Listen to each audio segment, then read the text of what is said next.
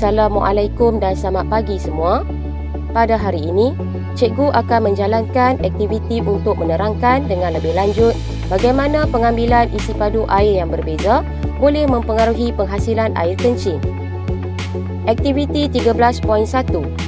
Mengkaji kesan pengambilan isi padu air yang berbeza terhadap penghasilan isi padu air kencing. Pernyataan masalah.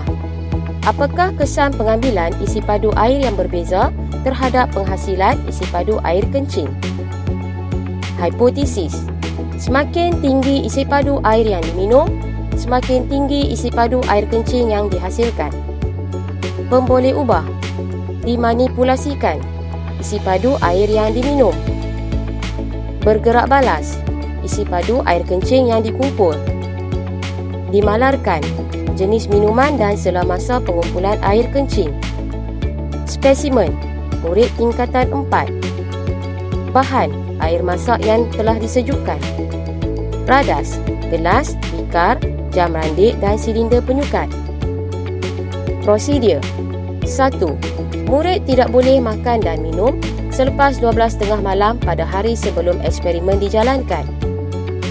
2. Murid dibahagikan kepada 4 kumpulan mengikut berat purata mereka. 3. Murid dikehendaki membuang air kencing sebelum memulakan eksperimen. 4. Setiap murid dikehendaki minum isi padu air berikut. Kumpulan 1.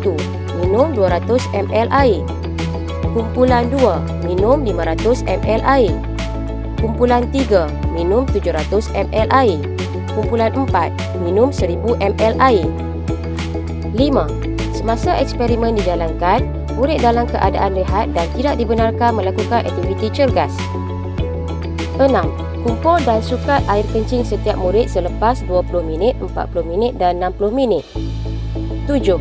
Rekod isi padu purata air kencing yang dikumpul mengikut kumpulan masing-masing bagi setiap selamasa.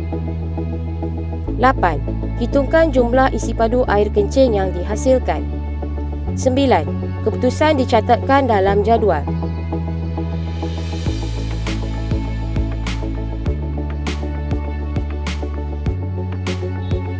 10. Sebaik selepas disukat, air kencing setiap murid mesti dibuang ke dalam tandas.